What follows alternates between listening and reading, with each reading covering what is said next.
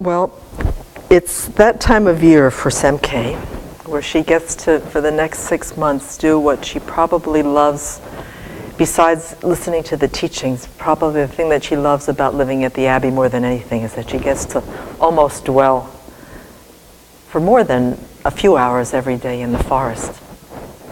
As the kind of the forest, I don't know what you want to call it, kind of keeping an eye on things up there.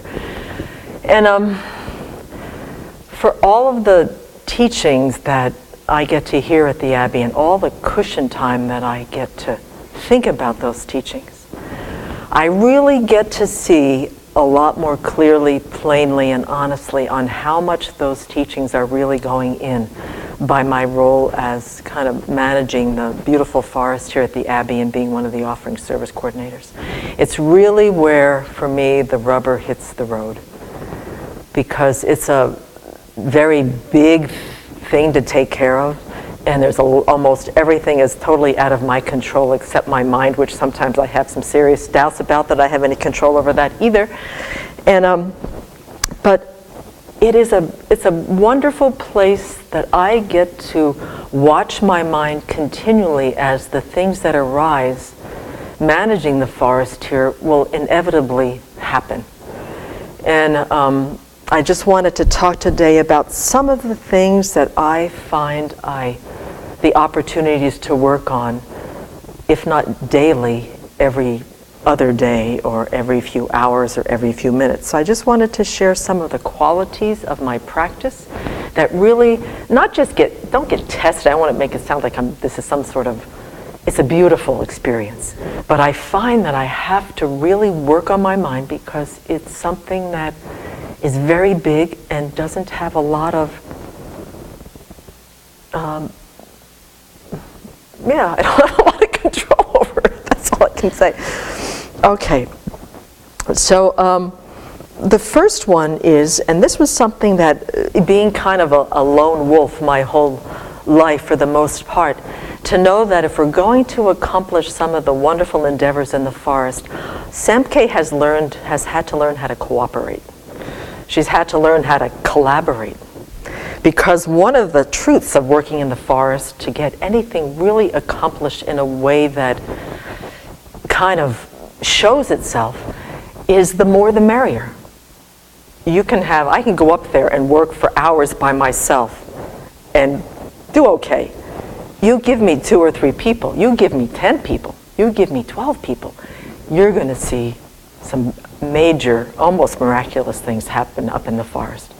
But being able to cooperate is not one of my strong suits before I came to the Abbey.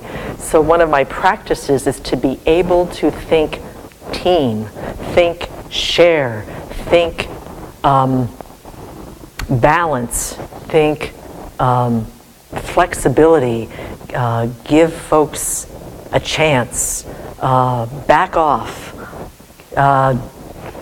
move forward. I mean, there's a beautiful thing about cooperation, collaboration that I have had to learn because I haven't had to do that too much in my life. So that has been a very, very wonderful opportunity, and I'm getting a little bit better about it. I feel more secure in seeing all of the people up in the forest rather than getting in my way is actually helping facilitate the long-term health of this beautiful land.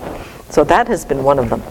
And that involves learning how to communicate, which as Guy has been giving some wonderful teachings this week, that part of communicating is to be attentive to what is being said to you. I mean, this whole idea that I've discovered in the past few years that I'm not a great listener. You know, you tell me something about your life, you tell me something about what you want to do, and I'm already ready to respond or give you another option. And part of cooperating and communicating is that I've had to learn to just stand still, look somebody in the eye, and hear what they have to say. Because the endeavors up in the forest, as with anything, are going to have a lot of different perspectives. And there's some great ideas out there. And mine are not the ones that are always going to work. And so to be able to listen and be able to hear the communication coming to me and then being able to respond in a very heartfelt, open-minded kind of way. The other thing that has been very, very helpful and that I've needed to learn, because I'm also spend a lot of time with people up there in the forest helping, is to be mindful. Mindful because it's not that the forest isn't a beautiful, safe place, but there are certain conditions that arise that make it a lot less safe than other times. And what happens is to be mindful and to include that as part of the training, because you can get hurt up there. Like today, we're up there this morning, we got torrential rains last night, and it's like an ice skating rink up there. You know, all the debris, all the wood has got this shiny surface on it, and if you're not careful, you're going to go down, and there's all sorts of stuff that you could get into trouble as far as hurting yourself.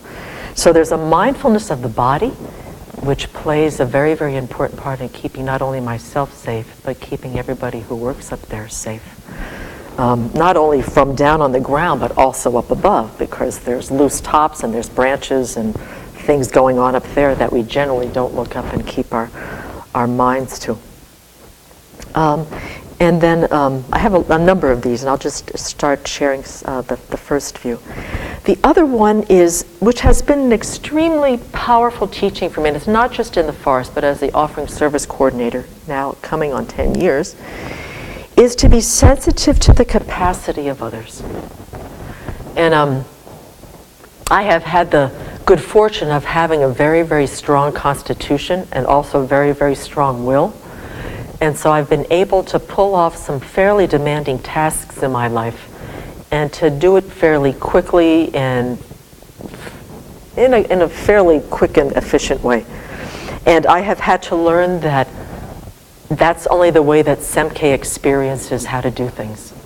That there's a huge range of capacity and levels, and that I have been, up until only the past few years, I have been totally, I don't think unconscious, but insensitive to the fact that people have great joy and determination when they come here and want to give their time and their efforts. But I have to pay attention to what they're actually capable of doing. And they communicate that in a number of ways. A lot of it is nonverbal. And one of the things of my communication that I've had to change is that I had an expectation for years that people would have to keep up with me, to the great detriment of not only my well-being, but to the detriment of other people's well-being. And so not only as I get older, I'm realizing that the capacity is definitely taking a downward, a little bit of a downward turn, but to be very aware that it doesn't matter on a very deep level what people's capacity is, to acknowledge them, to work with them, and to really love and appreciate and acknowledge their willingness to give that. And so, and particularly in the forest, because it's physically demanding. And there are a lot of times people want to come up, but a lot of folks come here, they live in the city, they've got office jobs, they work in offices, they work in hospitals, they work in schools. They haven't done a lot of physical work. And to go up there and put in a full day is like being at the gym all day sometimes. So one of the great practices and sensitivities that I've been able to cultivate and continue to cultivate is to be sensitive, to be able to read that, and if I can't read it, to be able to ask in very skillful ways in which people can respond is what they're capable of doing and how they're doing as far as their capacity. And what that has done for me in the past few years, it has been able to get me to slow down and to acknowledge that my capacity sometimes I have overestimated to my own detriment.